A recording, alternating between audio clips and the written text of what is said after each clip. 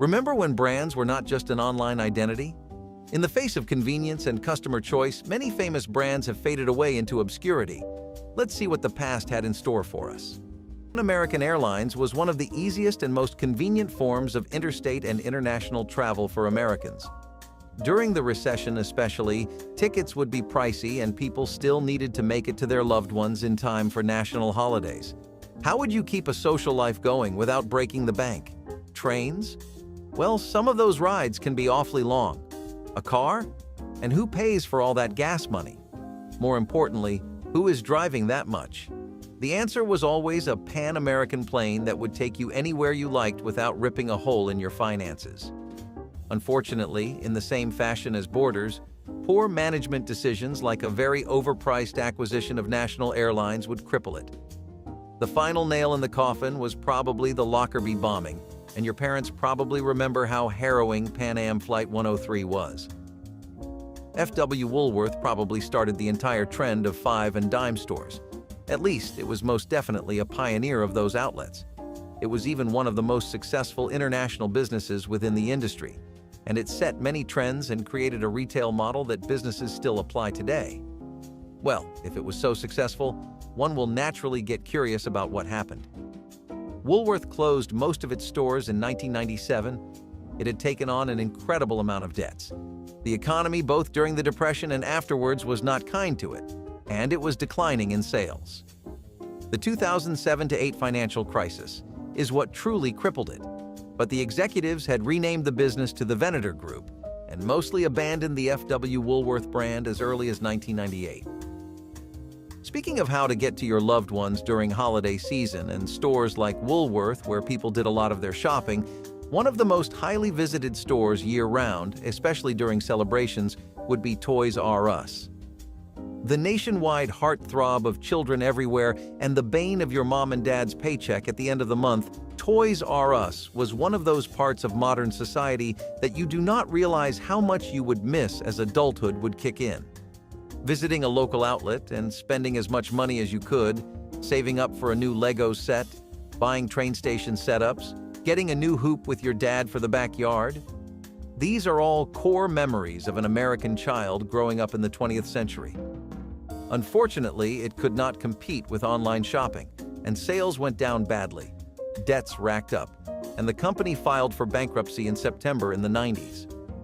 Nowadays, Toys R Us is not something the children of today know about.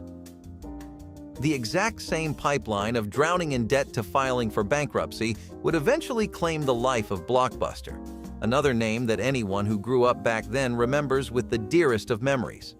Blockbuster was the go-to place to watch a movie, rent one out, and it had around 1,700 stores across the company. That's an extremely impressive milestone for a chain of rental stores. Yet they were so much more. They were the intro to your perfect Saturday night as you pulled up to a store to rent out your favorite movie, an experience that lots of young adults in its prime days would not forget. Blockbuster would not enjoy the spotlight forever, losing its sales as its customers moved onto online streaming and piracy, something that it just could not compete with. Along the way, they racked up around $1 billion in debt, which sealed their fate as the company shut down towards the start of the 2000s. In the same way as people enjoyed physical copies of their favorite movies and video games, people loved physical music and picking up their favorite albums on release day. One of the biggest pushers of this kind of business was Tower Records, as they were the hub of music in the 70s. At least music you could collect, touch, and put on your shelf to look at and brag about while your friends were over. They would play records in the store from artists both big and small, encouraging the local music scene. It was a big thing to get your work played at one of these stores. However, they suffered the same story as others who relied heavily on their USP being a real-life experience in terms of consuming your favorite media. You know, searching up an outlet, driving to one, picking out what you want, paying at the counter, rushing home excitedly, the whole 9 yards. Nowadays, you can Spotify, Shazam, and SoundCloud just about any music ever recorded in a booth, which made Tower Records pretty obsolete. In 2004, the company finally went bankrupt, unable to keep up with the times. Compaq was an information technology brand that came out around 1982. It had a lot of drive in terms of being one of the main players for developing computers and related products. Basically, it was the one-stop shop for all your tech-related problems. That made it a pretty popular choice among Americans, especially as a lot of the masses were still getting comfortable and familiar with technology, which was advancing at a rapid rate. They innovated quite a lot in the industry too, via accomplishments like making the first IBM PC-compatible computers and being the largest supplier of PC systems. This was before the time of Dell and HP, although it would later on get absorbed by HP and surpassed by Dell. Still, while it was there, this was all you needed for hardware and software both. Computers were not all that people wanted. A universally recognized brand, for that could be trusted and was accessible. Folk needed to drive to work after all. That is where Oldsmobile came in, and this one has roots as old as 1897. It made more than 35 million cars just in its Michigan factory. It was first a subsidiary of the larger company General Motors, but it was in competition with big names like Pontiac and Buick. Oldsmobile hit its absolute peak in 1983 when it would sell over 1 million cars annually, but a growing preference for imported luxury cars was something it found very difficult to rival. It was one of the oldest automobile brands in the world, but it could not stay that way for too long and went defunct in 2004 as it lost to more advanced cars. Howard Johnson's might have been known for its hotels, but it was also doing numbers as a restaurant chain. It had over 1,000 locations in the US, which, if you do not get how impressive that is, for reference, in the 80s McDonald's had around 1,600 outlets.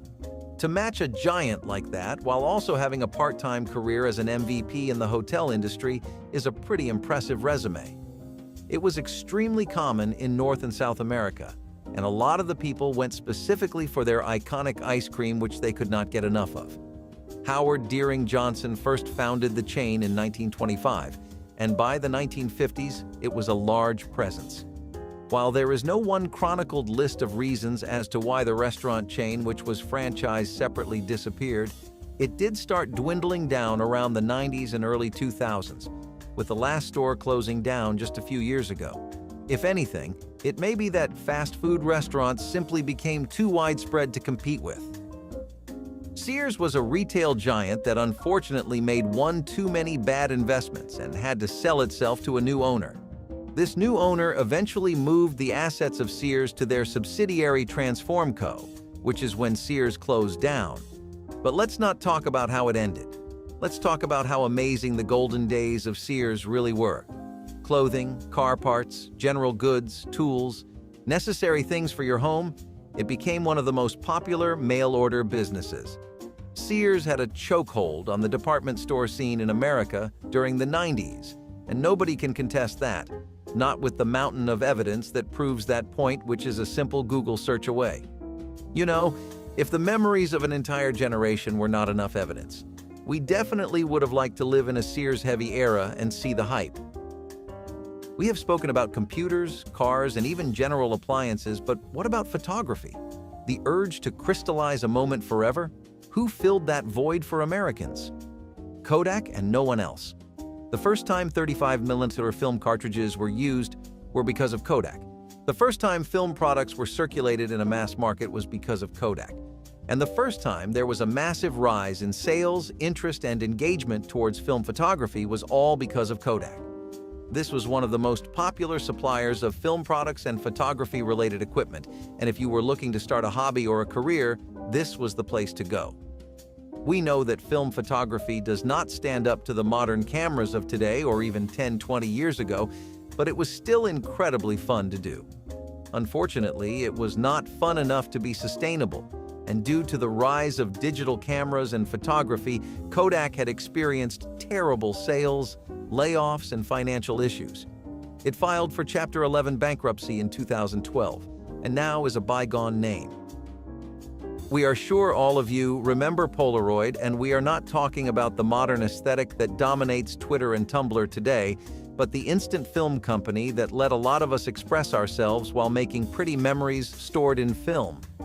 Polaroid is an incredibly nostalgic brand for a lot of young and middle-aged adults, and it was one of the dominant companies in the film industry. Things would stay this way for a long while, and their cameras are considered vintage collectible items today. It transformed photography as we knew it back then, so it makes sense that they have so much value. Unfortunately, the same could not be said of the company in the face of digitalization, which is what Kodak fell to as well. No matter how grainy the picture, how perfect the colors, or how handy the camera, it just could not beat a smartphone. For that reason, many film photography companies fell to irrelevance, and even Polaroid couldn't escape that. Pontiac was another one of General Motors' sides, along with Oldsmobiles, and they made some of the fanciest-looking cars of the 20th century. It was meant to go along with their luxury Oakland automobiles, but the cars saw so much success on their own that General Motors made a separate thing out of it. While it was discontinued 13 years ago, which, by the way, only happened because GM needed a bailout and the government told them to cut costs in order to survive. So, Pontiac had to get axed. It was still an incredibly successful line of cars that any fanatic would love to get their hands on today too. Showbiz Pizza Place was both a hit pizza chain and the first thing that popped up in your head when you would think of how to have fun. This was because it specialized in giving you the kind of fun you had as a child with your favorite childhood food, which was a piping hot pizza pie. Arcade games, animatronic stage shows, and rides that worked on arcade coins, it was literally heaven if you were 12 years old with a free Friday and some allowance. Their pizza was also extremely good for the price, and it enjoyed a very strong run into the 90s. Sadly, it was locked in deadly competition with Chuck E. Cheese and eventually merged into them too, and the stores were rebranded. That marked the end of the Showbiz name, as good as it sounded. Burger Chef was one of the most popular hamburger joints in the American nation during the 1900s, and it came up with a simple but incredibly quality-focused menu that won many hearts. It focused itself on being this cheap brand that you could take the family out to for a great burger, shake, and fries, and when it introduced things like its Fun Meal, which later inspired the iconic Happy Meal, and its Super Chef Burger, it skyrocketed in the industry. People could not get enough of Burger Chef, and for good reason. Where else could you get a burger so good under $1? All in all, you only needed a couple to have a full-course meal. That sounds like a pretty good deal regardless of the era. Unfortunately, it got too ambitious and tried to expand more than it could handle, which eventually led to its downfall. Kennel Ration was probably the Burger Chef for dogs, but it was definitely a relief for dog owners across the nation. True to the name, when times of war and economic recession meant rationing was at an all-time high, Kennel managed to pull through as a sustainable option that pet owners could keep going with without adding onto the bills too much. Ever heard the term Easy Fido used when calming down a dog? Yeah, Fido used to be a yellow dog that was on their labels, and they got their name from K-Ration, which was WW II era canned food. It also sponsored local dog shows, so it had a lot of goodwill with the pet community. The brand was recently purchased by Gespa, but in its heyday, it was the only place to get affordable and reliable dog food at. Revco was a really popular drugstore brand that had to close down in 1988 when rising costs and inventory made staying in business pretty hard, leading to eventual bankruptcy. Despite the grim ending, before that, it was based in Ohio and was a successful multi-state chain. It even had stock up for trade in the New York Exchange, so you know it was really big league, a pretty nifty place to get your daily Panadol from, but now you can just get that sort of thing delivered. White Tower Hamburger was founded in 1926 in Wisconsin, and it had a similar taste to White Castle burgers, which were already pretty popular. While it was not as popular as Burger Chef or McDonald's or other huge names like that, it was still a pretty solid choice for a pleasant hamburger. The White Fortress heavy interior design and its menu led it to being a trusty choice for university students in particular. It was never too big of a brand, with about a modest 230 locations, but it was known for its sauces. Unfortunately, it slowly declined naturally instead of being uprooted by advancing tech or industry standards. Wicky's Furniture was this private furniture store and had around 43 stores in places like Michigan, Minnesota, California, Illinois, and Indiana. With an extremely comprehensive range of items and ready-to-fit furniture including full kitchens, this was the brand to shop with if you were planning a renovation, a move-in, or just had your eye on some interior design to make the abode a little less humble. Wickies eventually got merged with Travis Perkins, and they started cutting a lot of corners with stores, shutting many of them down. Eventually, it parted ways with Perkins recently, in 2021, which marked the end of Wickies. The last name on the list is Ben Franklin, which was another five-and-dime arts and crafts store that actually was mostly found in small towns. It came around in 1927 and had its prime in the 50s, 60s.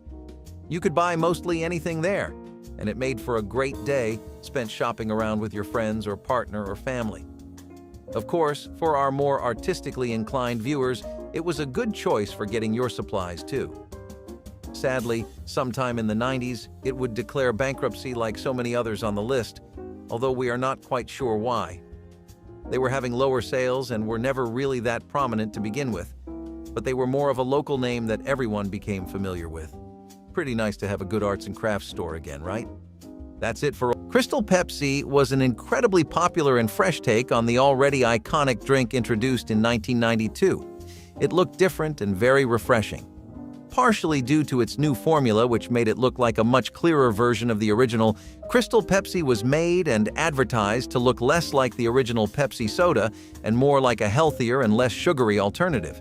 People did initially like how it shook up the cola flavors they were used to, and it lasted on that hype for a good year.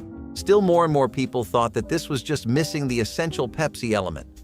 When you go into a store and see that logo, a certain flavor pops up in your head. Whatever Crystal had was definitely not that, and so unfortunately, it was discontinued in 1993 because people wanted their OG Pepsi back. Lots of them started to find it boring and bland, so it had no market potential. Pepsi has a decent rival in Coca-Cola, which also faced a significant setback similar to Pepsi's 1992 hiccup with the launch of New Coke. Coming around much earlier in 1985 than its counterpart Crystal, it was intended to be an amped-up version of the already dominant Coke. Big wigs up in the company must not have thought of how people would react, because it was not at all positive. People thought this was a cheap attempt at imitating Pepsi's sweeter taste, and it did not enjoy any of the success of Pepsi, despite being a pretty long-running product. New Coke got old pretty fast, and while it stayed until 2001, the company decided that the diminishing returns were not worth it anymore.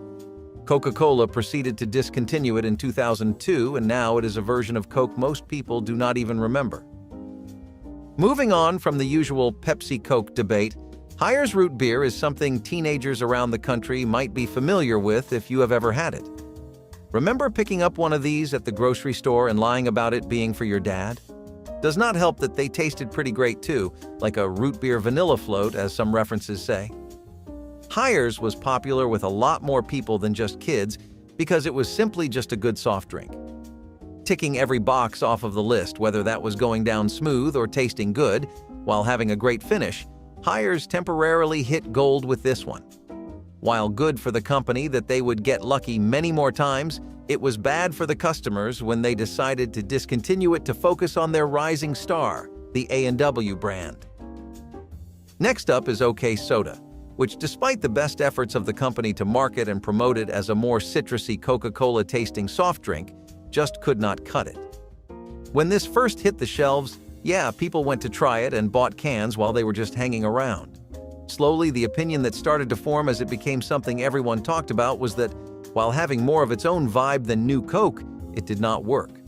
Lots of the Gen X crowd were thinking this just felt like an off mix of orange soda and a Coke. People move on from soft drinks much faster than they do from trendy food, so it really gets hard to make one that sticks.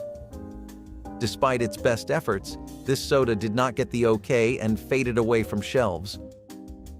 As you can imagine, the more popular players in the scene and their influence will be felt heavily throughout this list, and Surge is one of those examples.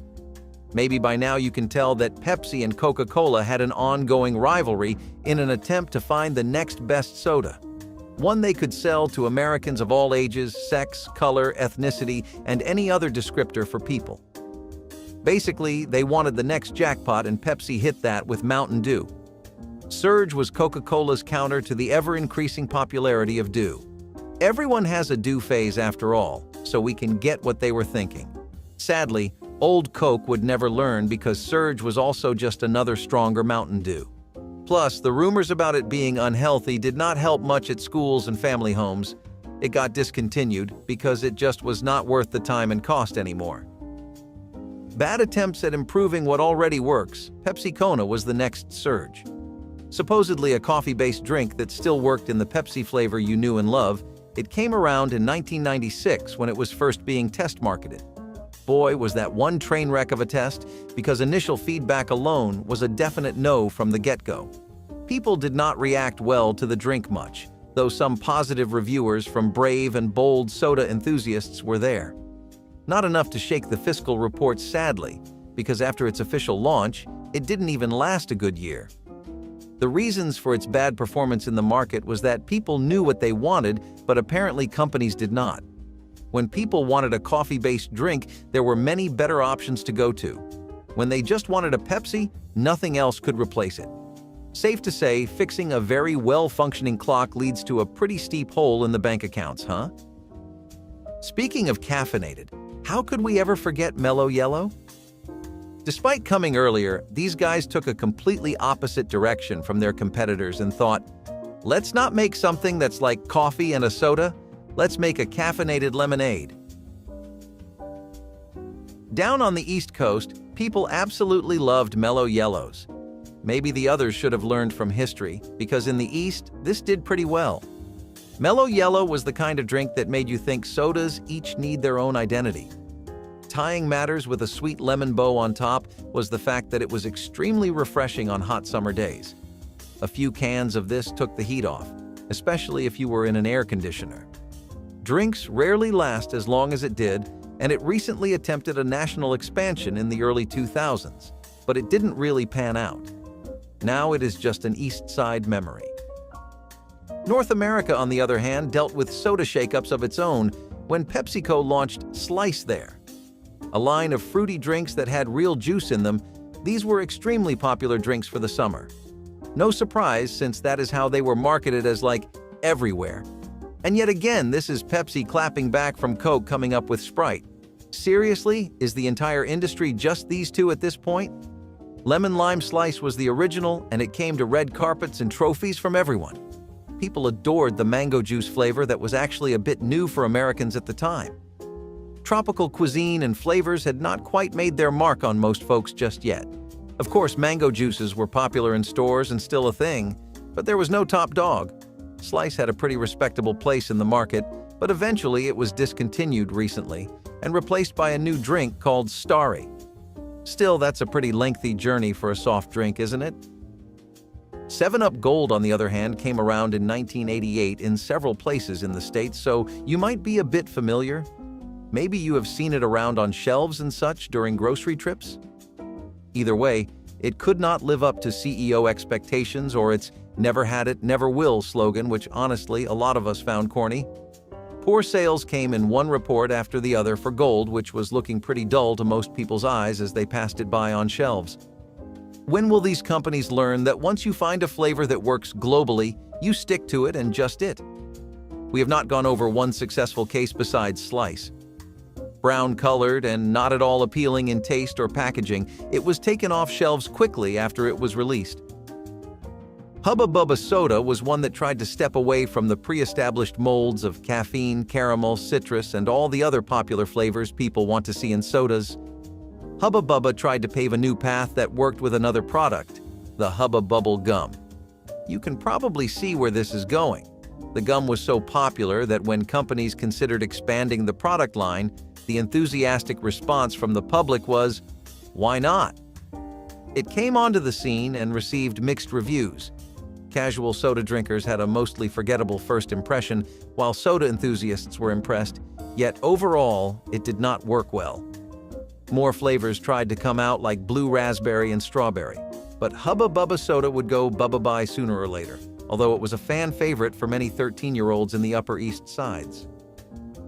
Pepsi at this point still did not want to let go of its dreams of having a caffeine drink in the Hall of Soda fame, and so came Pepsi AM.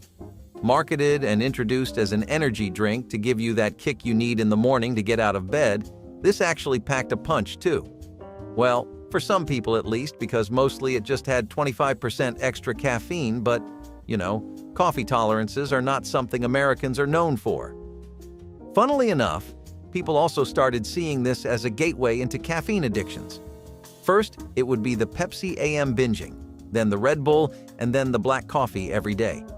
Tragically, Pepsi AM was not the bright sunrise the company hoped for, but rather a dull, dark failure that simply did not sell. Like it all, this thing did not even last a year, because people thought it was just another unnecessary addition to their favorite comfort drink. Thank God for Orbits, not just because it was non-carbonated and therefore more attractive to health-conscious parents, but because it is a break from Pepsi this and Coke that. Clearly, food and beverages came up with Orbits around 1996 when they first started putting it out to test the waters. Eventually, they joyously went on to most markets, but they did not find a warm welcome. 6 flavors and having floating balls you could chew, it was not a hit for most people in the States. While attempting to recreate the magic of a flavorful fruity drink, it missed the assignment and ended up being a fizzy carbonated copy. People did not like any of the 6 flavors, thinking that they just did not have enough of a wow factor. Any potential health benefits were quickly overshadowed once people realized just how sugary it was. In about 1998, Orbits would go around to another galaxy away from us, one we call the history books. Josta was actually an entirely new step for the soft drink scene in general, because this was the first time a major brand like PepsiCo put out a marketable energy drink for most markets. See, energy drinks were not too much of a thing back then, and nowhere even a fraction as popular as they are now. Pepsi actually did not miss the mark much with this one, because damn, did this taste strangely good. An energy drink or a soda? You could not box it into either category, but it definitely was one thing, and that was tasty. PepsiCo, despite its success, would strangely discontinue the drink. Shelves started clearing it out and you would see less and less. Fans of the drink even had their own campaign to save it with a website, though to no avail. Really a memory of the past now. Lifesavers soda was another step in the fruity soda direction that America was curious flirting with, but not really committing to. Despite its initial market debut, which showed a lot of promotion for the soda, after all, it had 5 flavors to come out with. Maybe from a major name that would make sense, but alas, this would not become one of those. Feedback for the Lifesavers soda was not really very reaffirming if you were on the board of directors. People did not like pineapple sodas too much, after barely warming up to citrus ones. The lime and orange flavors also could not beat out other contenders. One thing in common a lot of sodas on this list have is that they seem to only last a good year, and Lifesavers was no different. In the end, it seems it couldn't sell enough soda to save its own life. Enough about gloomy financial pitfalls. Let's talk about something to lighten the mood, like a Tahiti treat. A retro classic, this was one really versatile soda, because it could work as a drink for your kids, for a hangout, at universities and high schools, and for adults. If you still remember using this as a mixer for vodka, which actually worked out way better than you would think. People would make their own cocktails and martinis out of this for a drinking night. Home parties would definitely have a few shots or rounds of this being passed around. Tahiti treats experienced a sudden cold shoulder as America slowly started preferring other drinks for their typical ongoings. Fruity flavors went back out of style for a while, and this slowly started fading off of shelves. Nowadays, it is almost impossible to find. See, Coca-Cola likes to go through phases, and from those phases, we have had things both good and bad, though we are not too sure which one Tab Clear falls to.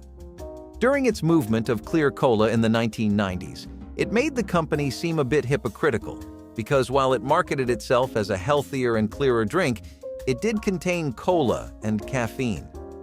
If you still remember Crystal Pepsi, this was supposed to be Coca-Cola's response to them. Wanting to move in on the diet soft drink market and culture that was popping up all over America, the heads up at Coca-Cola were pretty confident. Sadly, they did not anticipate how poorly it would do because people thought it was like a boneless version of Coke. And that is, on top of not really having the Go Green agenda it appropriated for this product. Eventually, it was pulled from shelves around 1994, and now it is hard to find anyone who remembers this. Fanta Red Cream Soda actually had a lot earlier and a lot better of a stay in the market than its competitors like the ones we have gone over so far on the list. Coming around first in 1964 with a stylish new packaging, this was actually later on compared to Lifesavers. People thought the taste of it seemed similar to the grape flavor, but an improvement in every way possible. Fanta Red was actually one of the most well-received flavors that the company ever produced, and it had many fans in the street. People who thought the original Fanta was just a bit too sweet or orangey for them had all their woes gone with a sip of this one. Flavorful, cheap, and cold to the bone. What else could you want from a reliable soda? Ah, the evanescent spark of Pepsi Holiday Spice, like a fleeting star on a cold winter's night. Introduced as a seasonal treat in 2004 and making a brief encore in 2006, this cinnamon and ginger-flavored concoction turned heads and tingled taste buds. As ephemeral as Santa's visit, it was sold for only 8 weeks during the festive season, giving fans a reason to rush to the stores each year it appeared. Interestingly, Pepsi wasn't alone in experimenting with spiced colas. Coca-Cola also tried similar flavors in different markets, showing a common industry push for unique seasonal products. The soda combined the familiar Pepsi taste with a festive blend of holiday spices, offering a warming sensation perfect for the Yuletide chill. Like Cola was an attempt at a low-caffeine drink from 7-Up, which claimed it only had around 1% of the stuff mixed in. First dropping in around 1982, the 7-Up companies like Cola would last around 11 years in the market. But during its time, it was not a badly executed idea. Many companies had tried their take on caffeine soda drinks that worked well, but many failed. To end this list with one that worked well is almost kind of poetic, but it did more than work. Cola received mostly positive reception from everyone. The more lemon-lime flavor, while still being less sugary and diet-friendly, was something folk were into. Eventually, that gave 7-Up the idea for what we know now to be Diet 7-Up. A little sad that they chose to go down that route, because the Diet 7-Up of today just does not compare to a light cola back then, especially the glass bottle ones, as they were just fizzier and tasted better. Lastly, Snapple Clear Root Beer was the less sugar and no sodium or caffeine version of modern-day root beer. While these attributes made the drink desirable because everyone felt less guilty consuming the sugar-free contents of the bottle, this was not the main attraction. Much like the name suggests, Snapple Clear Root Beer was completely crystal clear. Advertised as the first ever clear root beer to ever grace supermarkets, this unnaturally colored soft drink rose in ranks against several root beers available in markets. Creating a completely clear drink seemed like a huge feat back in the day, so it is no surprise that the soda was a hit. As time went by, the public lost their interest in Snapple's version of root beer as popular brands like A&W's and Bark emerged. This led to Snapple going back to making tea and juices like they used to and ended up discontinuing their root beer line. Curious about which snacks have re-entered the scene after disappearing? Cue the comeback of 20 snack masterpieces from the golden age of munchies. Guess they decided they weren't ready to be left in the crumbs of history. Let's get snacking. Twinkies were America's signature snack. They were the bane of parents in the 1970s. Could you blame them? Kids would chug these down incessantly. At school, at their friend's place, on their way to school. Twinkies were marketed as a golden, spongy, and cakey delight with the most delightful filling ever inside. However, after enjoying an equally sweet reign over America's children, Hostess brands went bankrupt, leading to the discontinuation of the beloved snack. This did not really last too long. Twinkies would return just a year later when Apollo Global purchased Hostess and brought their biggest moneymaker back, to the delight of temporarily distressed children everywhere. Chips Ahoy is another iconic snack that makes up a pretty massive part of America's diet and has been doing so for the past decades, ever since its debut in 1963. It would not stop just in the USA, though, because Chips Ahoy made its name everywhere: India, Spain, China, Taiwan, Mauritius, the UK, and South Africa. Chips Ahoy was so famous that it became the third best-selling snack in the USA. Everyone enjoyed these wonderful chocolate cookies until one day they had an unfortunate hiccup. In 2005, Chips Ahoy got discontinued due to financial constraints, but it was not a cause of concern as they would be launched back into markets with a newer and improved taste. This time, the packaging even had its own superhero. The Cookie Man was a real charmer. Fruity Pebbles cereal originally used to be called just Pebbles, but natives of the West Coast from the 1970s might remember it from both names given how much of a hit it was there. These Pebbles were a deeply beloved morning snack and breakfast for many across America. Despite getting introduced in 1969, it raised so much demand across the nation that distribution was upscaled significantly. Fruity Pebbles never got discontinued and became an international hit, but several flavors of this cereal were not as lucky. The company tried to play around with many different flavors, but they eventually got discontinued. You might remember some of these like Dino Pebbles and Bedrock Blizzard, which got discontinued around the 90s. That was not the end of these special flavors, though. The company would occasionally bring them back for fans, leading to several comebacks over the years. Hostess Cupcakes shares a very similar story to Twinkies, as both were owned by the same brand. They sadly also shared the same ending. With its 2012 bankruptcy fiasco, Hostess Brands had to shelve a lot of its famous and beloved snacks, and these cupcakes were one of them, though they go back a lot more than that. These were the original cupcakes in America, initially offered in 2 flavors for just 5 cents. A pretty cheap way to sweeten up your day. Eventually, they had more flavors, and some of their most popular ones were golden vanilla and strawberry. Tell me, who can honestly resist a good vanilla cupcake?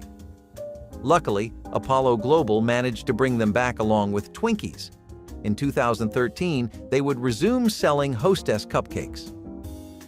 A simply off-putting name given to an incredibly delicious snack, Ding Dongs by Hostess were on their way to becoming the state's favorite chocolate-covered cream cakes.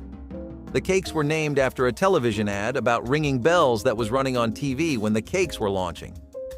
Considering the advertisement-free publicity, Hostess started calling this iconic snack Ding Dong. The cakes were selling and bells were ringing at Hostess's company for brand deals and more until the conflict struck. Coincidentally, a company named Drake's Cakes was selling similar treats by the name of Drake's Ring Ding. This legal battle would cause a temporary shutdown on Ding Dongs being available in the market. This battle would be solved in 1987, and Ding Dongs would come back in stores successfully. Hubba Bubba Bubblegum actually came onto the stage a bit later. In 1979, it was introduced, with an original flavor that didn't really stick out that much from the crowd. This would make sense because in the USA it was discontinued in the 1990s. Though it made a strong comeback with bigger and better bubblegums in 2004 in the USA. As of right now, you can get the original Hubba Bubba Bubblegum, but you would be missing out on some great discontinued flavors. If you were around in the 90s when this gum released, then you might remember there being dozens of tropical flavors. Hubba Bubba Bubblegum often brings back these flavors as special treats, but the real comeback we are grateful for is the original flavor being restocked. Ring Pops have a bit of a sentimental story behind them. Back in the day, they were a beloved snack by babies specifically. This hard-jeweled candy that came stuck to a plastic disc was made by Frank Richards in the 1970s. Frank intended for this to help his daughter overcome the addiction issue widespread in babies: thumb sucking. It wasn't the first of its kind in terms of candy. There were others like it. You could find similar ones for a few cents more in any shop. Whether it was the colors, the sweet rush of glucose, or the feeling of cotton candy, it held its place. While some of its older flavors died out and were discontinued throughout the years, up until 2013 when it was relaunched with Ring Pop gummies. Which was another option if you didn't like the hard candy sensation. I mean, it can make your toothache. Moon pies were a product of coal miners talking to salesmen about their dream snack. This marshmallow-filled cookie sandwich, covered in chocolate, was supposed to be as big as the moon because that was what the miners dreamed about. Advertising the snack to be as big as the moon, moon pies quickly became a filling treat that many people took to work with them. Over the years, the moon pie recipe went through many variations. The moon pies would temporarily disappear from shelves every time the recipe would be changed. Many people would deem them to be discontinued, but then in a turn of events, they would show right back up in supermarkets. This is one of the snacks that the country will cherish for decades onwards. Big League Chew, known for its name, appearance, and texture, is an old American bubblegum from the 1970s. It was a particularly nice joke batted right at baseball players considering left-handed pitcher of the Portland Mavericks team Rob Nelson and Todd Field, a batter, made the Big League Chew together. Despite getting a pretty late start in the market, it sold over 1 million units at launch. That's pretty big league for bubblegum, isn't it? You can find this thing in a Hall of Fame too, down at Cooperstown, where they have their very own Bubblegum Hall of Fame. Now, the original company, Ford Gum and Machine, stopped making the gum as the sales decreased, forcing the sole production of the gum to be discontinued. Luckily, they were acquired in 2010, which helped kickstart production again. They have been committed to keeping its unique feel and taste ever since. As a result, it still remains widely available and popular. Planters cheese balls easily remain one of the holy grails of 70s nostalgia snacks. The snack was a fried potato ball that was soft but crunchy, crispy but chewy. It was the perfect snack to munch on while you did any task during your day. If there wasn't any dinner, you'd just ask for a packet of these cheese-flavored balls in a canister.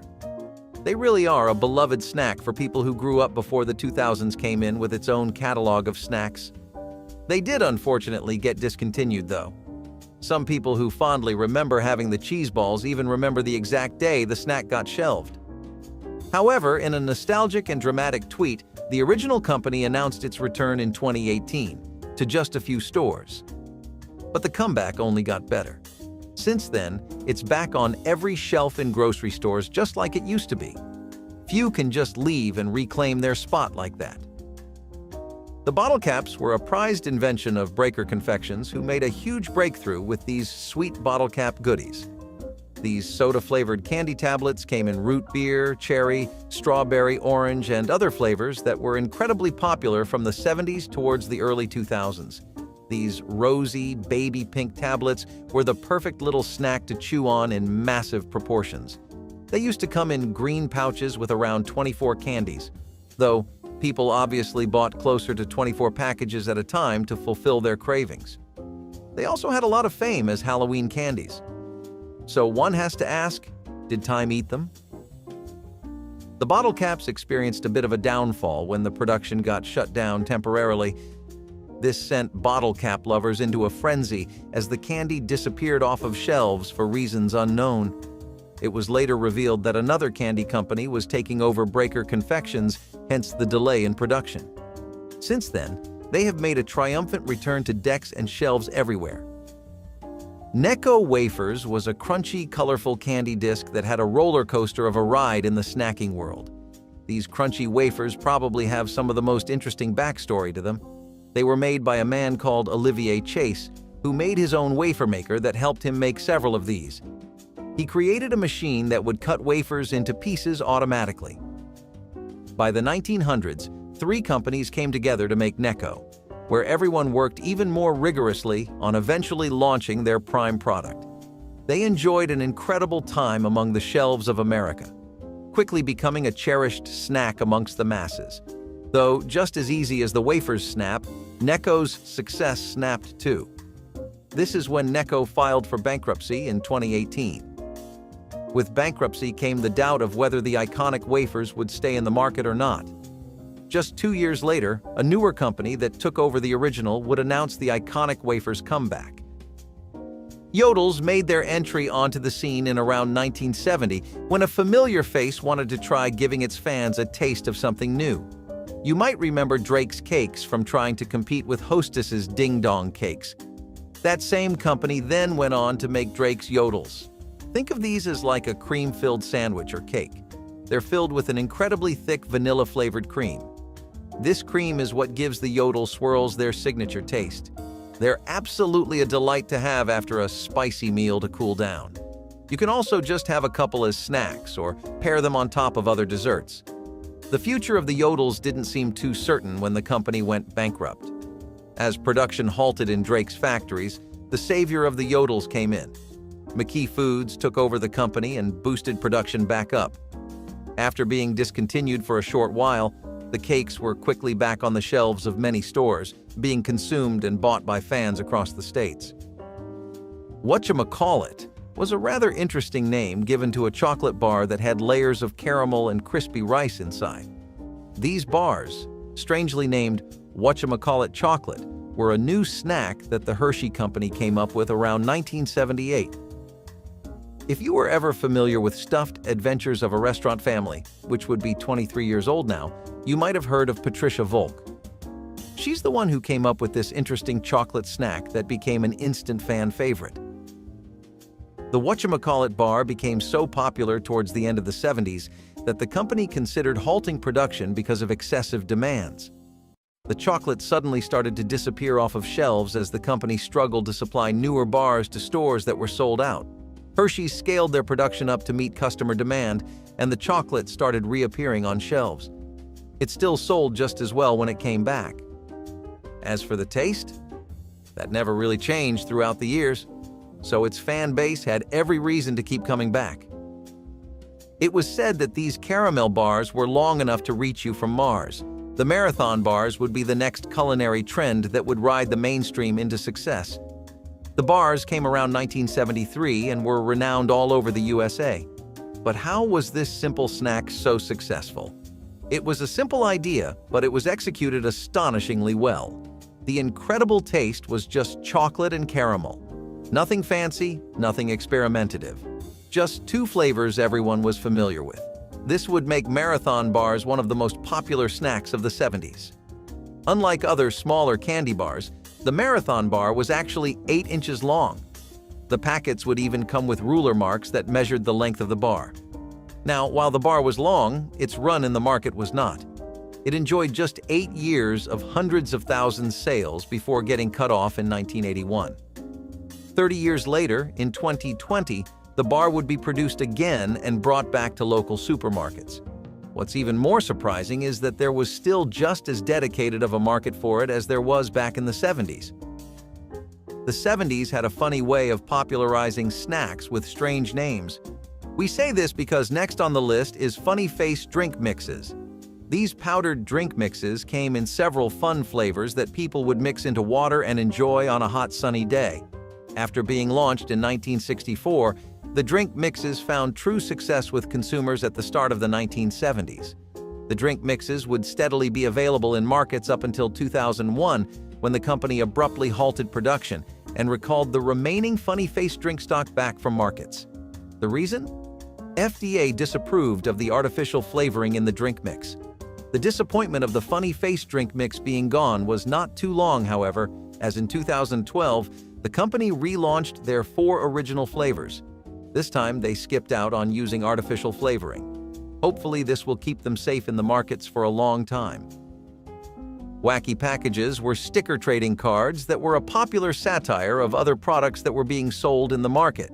Seems like an interesting idea, right? Well, it was perceived to be so when Topps began production in around 1967. After executing the incredibly unique idea, the company decided on a 16-series sticker trading card release. These ran from 73 to 77 and were an incredible success. However, wacky packages would face even wackier challenges in the 80s and 90s when the card's popularity would die down. This eventually led to the cards being discontinued, though they were dearly adored by people who found them funny. So, then came 2004, where a completely brand new series opened up that would run on to the present day. Lick M-Aid Fun Dip was made by Fruzola in the 1940s and launched in the 60s. To say it was an absolutely killer idea would be an understatement. 2 dipping sticks, 3 flavors, and plenty of flavored dipping powder. It was a dream come true for children. The interactive nature of the candy would lead to its unparalleled success in markets. From children to adults giving into their curiosity, buying Like M-Aid Fun to see what the hype was about. The candy would face an unexpected halt in production during the late 2000s, when the original company would be bought by Willy Wonka Candy. During this time, Willy Wonka would stop production on Like M-Aid Fun Dip to work on quality and revamp the product. After several quality checks and taste developments, the candy was launched back into the market. Fortunately, even today, you can find the exact same dipping stick and take those years back. Chunky bars were created in New York, the birthplace of many of key parts of American culture. These thick, gooey chocolate bars were no different. They were originally always made with milk chocolate and had raisins and nuts in the center. It hit that perfect sweet spot that only at a time only PB&J seems to hit. Chunkies continued to be the joy of kids everywhere in America until the company merged with Nestlé. It was not that the bars were no longer bringing joy to people, rather, production faced a few hiccups during the merger. The bars disappeared off the shelves for a little while until Nestlé restocked them again. This time it was cheaper. You could buy a dozen of the bars for 5 cents a pack. At the time, that was a crazy good bargain. There was also an even smaller version called the Chunky Cutie, only for 2 cents. Sugar Daddy Caramel Pops were exceptionally fine caramel lollipops that harbored an extra edge over the rest of their competition. These lollipops were one of the first long-lasting lollipops ever created. They would last close to an hour if you were just casually licking them. Now that was something the States had never seen before. Of course, the fact that the company absolutely nailed the chewy aspect of lollipop and the caramel flavor helped them become stars in the snacking world. The lollipop went through its fair share of troubles before permanently settling in the market. The most notable discontinuation was when the company was bought by the founders of Tootsie Roll in 1990. Sugar Daddy Caramel Pops had to pause production until the company could fund the production of these lollipops again. Thankfully, the public did not have to wait too much as the beloved candy came right back, just under newer branding. And it might have started to taste like a Tootsie Roll too. But nostalgia allows you to look over that fact. Starting off with some Jell-O pudding pops is a great idea. These were some of General Foods' most heavily sold products. They first came out in Louisiana around the 1970s, but they really started taking off after the 80s. People ate these up like they grew on trees. They earned the company around $3 million annually, even into the 1990s. You would think something like that would not get discontinued due to not turning over enough of a profit. But the world works in mysterious ways. Rather, trends do, and they change faster than you can predict. People eventually lost their infatuation with the Jell-O pudding pops. General Foods tried to reintroduce them in 2004, but they were a bit too different from the original and got left in the history books forever. General Foods had a strong competitor in General Mills with their Squeeze-Its, which were these fruit-flavored drinks that came in bottles you had to squeeze to get the drink out. Yes, the irony of both of their names is not lost on us before you say anything. Still, the branding is pretty brilliant when you think about it. It ties the experience, appearance, and name all together in one neat little package.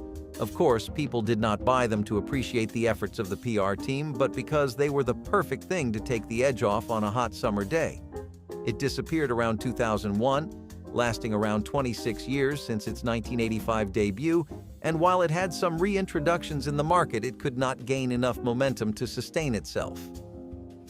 High-C Ecto Coolers were these drinks you could get which were specifically Ghostbuster themed, and were a part of a collaboration effort between High-C and the Ghostbusters promotion campaigns. It worked pretty well since the green-colored drink meant to imitate a stereotypical image of what ectoplasm looks like, which is a liquid supposedly let out by super-powerful ghosts, sold numbers throughout the United States. While being a temporary addition of the High-C cooler drinks, it was both for its flavor and unique design a very appreciated beverage, and most teenagers and young adults would regularly buy packs of the stuff. You could get half a dozen or more for just $1 and some cents, which was a steal. Guess pre-inflation living was something else entirely, right? French Toast Crunch was another genius innovation by General Mills, and it was this cereal meant to mimic the popular breakfast by having French toast-shaped cereal. They looked like mini slices, but later they gave it a glow-up and it started looking like Cinnamon Toast Crunch. Instead of slices, you now had thin squares, but this was not as successful as the original design, as people particularly did not vibe with the thinner cereal. General Mills launched this in the middle of the 1990s when French toast itself was quite a common breakfast to wake up to for many people, but they discontinued it in 2006 as it was not making enough money to warrant the cost of making it. However, people seemed to disagree pretty heavily with General Mills as petitions popped up, and a lot of fans of the cereal demanded they bring it back. They did reintroduce it in 2014, but the flavor and texture is a lot different from the original box you could find in the 90s. In a way, the authentic French Toast Crunch cereal is lost to time. As we move from the 70s to the 80s to the 90s in terms of our lineup of foods, it would not be fair to start talking about the 2000s without mentioning Altoid sours. Mars Wrigley first came out with the sour drop candy in the start of the 2000s, which in itself was a decade that defined a lot of what we have today, but this one is a fond memory that only some remember. With an attractive packaging consisting of these super colorful metal tins and an incredibly versatile and quality line of flavors, this candy would always be something you could bet on finding in your friend's bag. Hit versions like tangerine, raspberry, apple, mango, and citrus meant that it had every preference and audience covered. Altoid sours worked so well because they struck the line between refreshingly sour and fruity in a perfect way. To this day, despite iconic candy's re-release of the sour drops under the name Retro Sours, the original taste is not matched. Nabisco came out with the most adorable cookies when they put Giggle cookies out on shelves everywhere for the public to enjoy. Now usually, just having a smiley face-based snack is not enough to clear shelves out during grocery shopping trips, but when the snack was a sandwich cookie with many different fillings, each as rich as the last one, that goal starts to look a little more realistic. Kids would often eat them and collect the stickers that came with the packages, putting them on their toys and cars and whatnot. Some people do claim that they found the smiley design a bit unsettling, but all that would usually go away when they would taste the snack. Guess you can call that love at first bite, and honestly, good sandwich cookies have a way of doing that to you. Another snack that kids could never let go of in the 90s were these shark bites, which are exactly what they sound like. Gummies shaped like sharks that would come in this teal-blue packet with a massive, friendly-looking shark on them. Now, the design may not have been the most inspiring, but the taste was really innovative. Nobody ever had gummies like these, and most gummies out there did not match the intensity of the flavor or the softness of the bites. Most kids were especially strong fans of the white shark gummies, which tasted amazing. Plus, kids would buy packets of these to find rarer shark bites like the tiger shark. As far as fruity food went, this was hard to beat, and just like the animal it takes after, it reigned as an apex predator. Of course, people did not buy them to appreciate the efforts of the PR team, but because they were the perfect thing to take the edge off on a hot summer day. People have been eating popcorn in movie contexts since before our grandfathers were born, so that is really saying something. If you could get a whiff or taste of these like they used to be back then, you would know the hype was pretty understandable. They lasted 25 years up until Planters eventually took them off shelves in 2006, but popular demand would have them returning in 2018 with an entirely new packaging. Not that it was too different from the black cans we used to have, but what was now unfamiliar was the taste. People thought they were getting their beloved cheese balls back, but unfortunately, once you lose a snack, you never get it back the same way. Ever had those breadsticks that came with dip? Dunkaroos were a lot like that, except they were chocolate cookies that were accompanied by a frosting dip, which was all kinds of delicious. One of the most popular flavors in the 90s was the vanilla one, but it made a comeback later in the 2000s with the chocolate cookies and frosting flavor. However, it was still discontinued, as nostalgia baiting can only get you so far if you stray from what originally gathered your fan base. Nowadays, they are just a snack that people do not give too much attention to, except those who grew up with it. But back then, if your mom packed this for lunch, you were the kid everyone wanted to sit with. Some snacks have really short lifespans but really long-lasting impacts, and Teenage Mutant Ninja Turtle pies were the definition of that. These green pies, which came with a delectable pudding for dipping, were only on the market for 20 weeks before they were taken off, but people flocked to them like moths to a bright flame. Those 20 weeks were pretty bad for some other snacks, since everybody wanted to blow whatever change they had solely on Ninja Turtle pies. The best part was that it would always be in bulk, since one packet did not cost too much. They were stocking these up for the entire family, which makes sense since people had an idea that this collaboration would not last too long, and how right they were.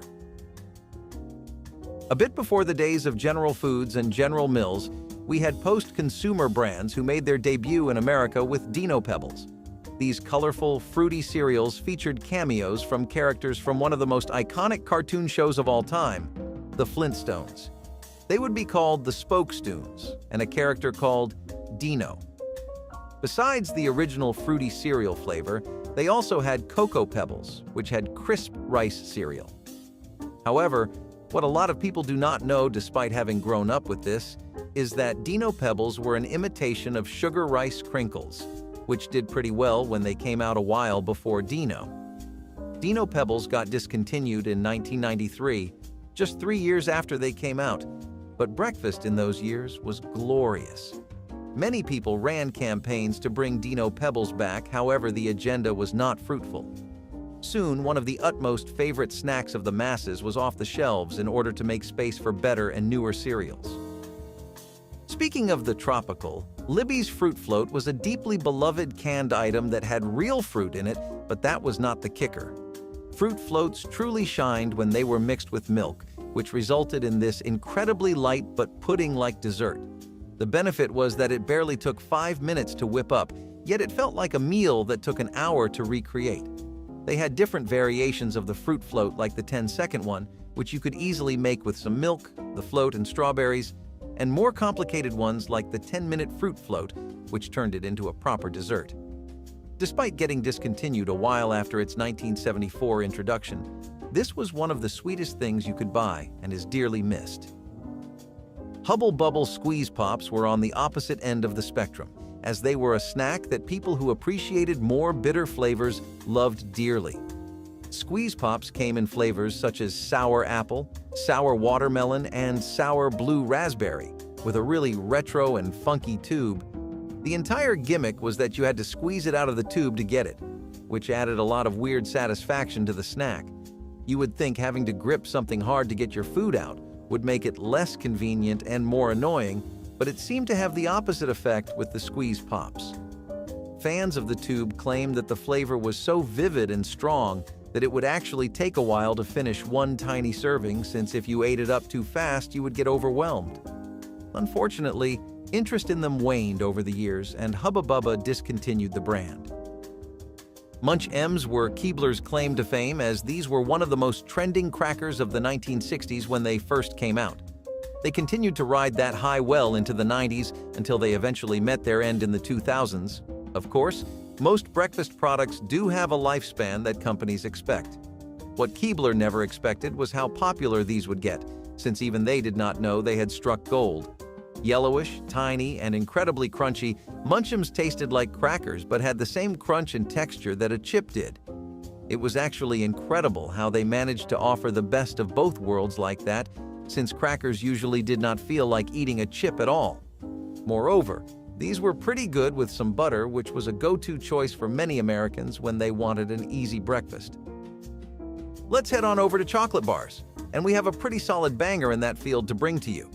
Kudo's granola bars were these milk chocolate granola cereal bars that Mars came up with in 1986, and they had a nutty sensation with a cocoa-centric flavor. The initial lineup of flavors consisted of nutty fudge, peanut butter, and chocolate, but future flavors would be Dove chocolate, M&Ms, and Snickers as well. The very first batches of the granola bar were a lot less granola and a lot more candy, despite being marketed as a healthy alternative to your typical candy bars. While they sold pretty well for being a rather bold and daring experiment, combining both typical candy notes with a chocolatey granola snack, Mars would discontinue them in 2017 as they were performing very poorly, and people did not see them as a healthy option. Nestle's Quick Chocolate Milk Mix was the savior of mothers all around America. Kids would get up for school sharp at 6 a.m., and while the adults would have their tea or black coffee extra strong, the young would wake themselves up by a glass of hot chocolate milk. Nestle's powder was one of the tastiest and most vibrant ones out there. It really had this comfortable chocolate flavor that was not too overbearing but not too light either.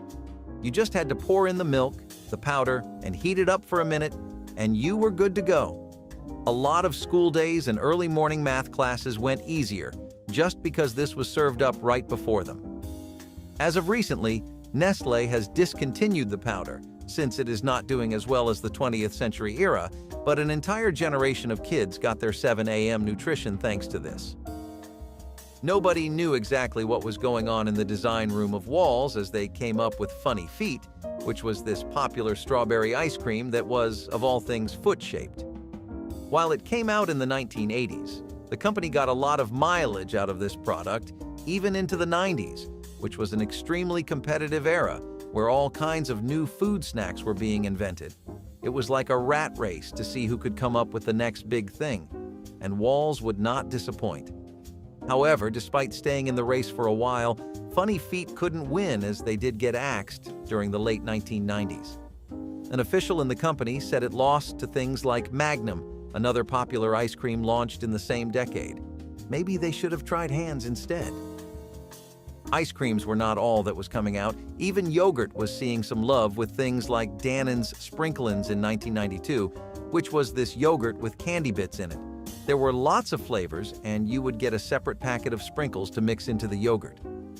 Dannon was trying something new, keeping both the healthy side of its target audience in mind, along with the mass appeal and potential of candy. But it failed to incorporate both into something that really clicked. Sprinklins were discontinued in the 2000s due to low sales and underperformance, and the company does not seem to have any plans to bring this one back. Just a few years after the Sprinklins, post-consumer brands came up with Waffle Crisp, which was the same concept as Sprinklins but with waffles and cereal instead of yogurt and candy. It tried to make this corn cereal, which was square-shaped but contained maple syrup-flavored corn cereal bits, and it first came out in 1996. While others trying to make a mass-marketable gem out of fusion experiments did not find much success, Waffle Crisp still gained enough traction to last into the 2010s before it got discontinued. Post Foods did try to bring it back in 2021, but it just was not the same goodness as before. Maybe they changed their maple syrup, but why fix a clock that is not broken? Kellogg's Yogos were also a famous moment for candy and snacks that made their debut in 2005, and they were at first pretty similar to M&Ms in both the general premise and the look of the snack. The difference was that these were covered in a crunchy yogurt shell, but they were fruit-flavored and more chewy than crunchy. People always wondered if the different colors meant different flavors like in M&Ms, but nobody cared about that too much since the munch factor outweighed everything else. Only 5 years later, they would get shelved, pun intended, and disappear, and this was because there were health concerns about the amount of sugar in the snacks. America's dietary problems seem to have some pretty long-held roots, but our snack game is truly on point even with all the discontinuations. Old forgotten brands. If you have fond memories of any store here, make sure to give the video a like and subscribe for more vintage throwbacks.